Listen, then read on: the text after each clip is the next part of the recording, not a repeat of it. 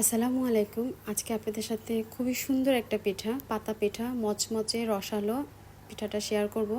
আর পিঠাটা দেখতেও যেমন সুন্দর, খেতেও কিন্তু বেশ দারুণ, আর বানানো তো খুবই ইজি, সবাই বানাতে পারবে।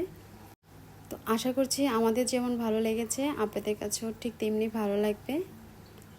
তো এই পিঠাটা বানানোর জন্য আমি এখানে ময়দা নিয়েছি, আর স্যুপ বাটির 2 বাটি পরিমাণে ময়দা দিয়েছি, আর হাফ চামচের চাইতে একটু কম দিয়েছি লবণ, আর দিয়ে দিব রান্নার রেগুলার তেল। আমি এখানে 2 টেবিল চামচের মতো তেল দিয়েছি। তারপর হাত দিয়ে খুব ভালো করে মিক্স করে নিব।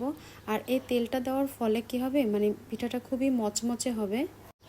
তো হাত দিয়ে ভালো করে একটু মিক্স করে নেওয়ার পরে এর ভিতরে আমি অ্যাড করে দেব গরম পানি। একেবারে ফুটন্ত গরম পানি না, মানে আমার হাতে যাতে সহ্য হয় এরকমই পানি গরম করে নিয়েছি। আর অল্প অল্প করে পানি দিয়ে একটা ডো তৈরি করে নিব, যেরকম আমরা রেগুলার রুটি বানানোর জন্য ডোটা করি ঠিক সেরকমই। আর পানিটা কিন্তু অল্প অল্প করে দিয়ে মিক্স করে দিতে হবে, একবারে দিলে হয়তো আবার ময়দাটা বেশি নরম হয়ে যেতে পারে। তো আমার ডোটা রেডি হয়ে গেছে। এর ডোটা আমি ঢেকে রেখে দেব 10 মিনিটের জন্য। 10 মিনিট পরে ঢাকনাটা তুলে ময়দাটা আমি আরও একটু ভালো করে মথে নিব, কারণ ময়দাটা এ পর্যায়ে খুবই সফট হয়ে আছে। তারপরে ময়দা থেকে আমি লেচি কেটে নিব, মানে যেরকম রুটি করি তো একটু বড় করে নিয়েছি। আপনারা চাইলে কিন্তু এখানে ছোট ছোট করেও নিতে পারেন। তো একটা লেচি থেকে আমি এখন একটা বড় করে রুটি তৈরি করে নিব। আর আমি এখানে মাপটাও আপনাদেরকে একেবারে দেখিয়ে দেব, যাতে করে পিঠাটা তৈরি করার পর দেখতে অনেক সুন্দর লাগে। তো এর মধ্যে আমার রুটিটা হয়ে গেছে। রুটিটা বেশি একটা মোটাও করিনি, রেগুলারের মতোই করেছি। তারপর 2টা ভাঁজ দিয়ে এখন আমি 4 কোণা শেপ করে কেটে নিব। তো 1-2 সাইডের থেকে কিন্তু আমি ময়দার টুকরোগুলো রেখে দিব, এটা দিয়ে আবার একটু বানিয়ে নিব। আর এটা কাটার পরেই দেখতে পাবেন যে এটা একদম একটা 4 কোণা শেপ হয়েছে। যদি আমার মতো এরকম বড় বানাতে চান সেক্ষেত্রে 7 ইঞ্চি লম্বা আর চওড়াতে আছে 5।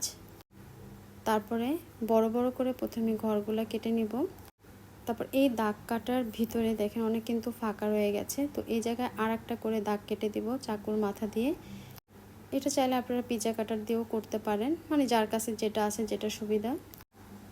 তো এভাবে করে কেটে নেওয়ার পরে একটা সাইডে আমি করব কি পানি দিয়ে নিব, আর ওই জায়গাটাতে কিন্তু অবশ্যই কিন্তু 1 আঙ্গুল পরিমাণে ফাঁকা রাখতে হবে।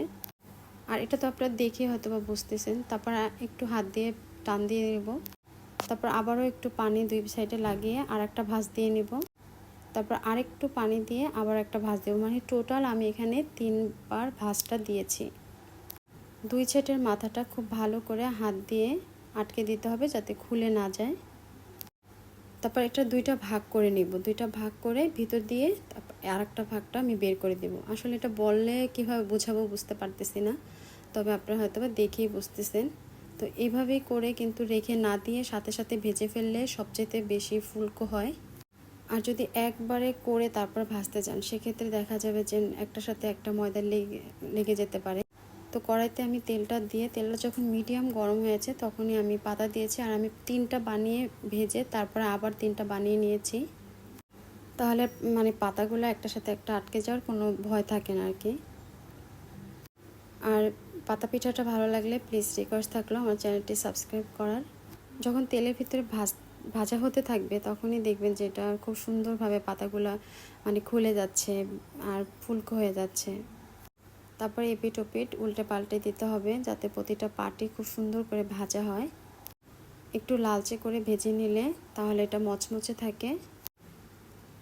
তো আমার এটা ভাজা হয়ে গেছে, আর একটু ভেজে তারপর আমি এটা এখন নামিয়ে নিব। আর এভাবে কিন্তু আমি সবগুলো পিঠা বানিয়ে তারপর ভেজে নেব। আসলে আমি জানি না আপনাদের কাছে কেমন লেগেছে, তবে পিঠাটা কিন্তু সত্যি দেখতেও যেমন সুন্দর, খেতেও কিন্তু বেশ দারুণ। তো পিঠাটার জন্য একটা চিনি সেরা করব। আমি 1 মগ চিনি নিয়েছি আর দিয়ে দিচ্ছি 1 মগ পানি, আর তেজপাতা আর লং দিয়েছি যাতে একটু সুন্দর ফ্লেভার আসে। আপনাদের পিঠা অনুযায়ী শিরাটা করে নেবেন, যদি পিঠা বেশি হয় তাহলে কিন্তু শিরা আরও বেশি লাগবে। আমার 2 কাপ ময়দার জন্য যে কটা পিঠা হয়েছে তার জন্য এই শিরাটা একদম পারফেক্ট ছিল, মানে একেবারে বেশিও না আবার একদম কমও হয়নি। তারপর আমার ভেজে রাখা পিঠাগুলো আমি শিরার ভিতরে খুব ভালো করে চুবিয়ে নিব, যাতে করে প্রতিটা পার্টে পার্টে শিরাটা যায়। আর হয়ে গেল আমার পাতা পিঠা।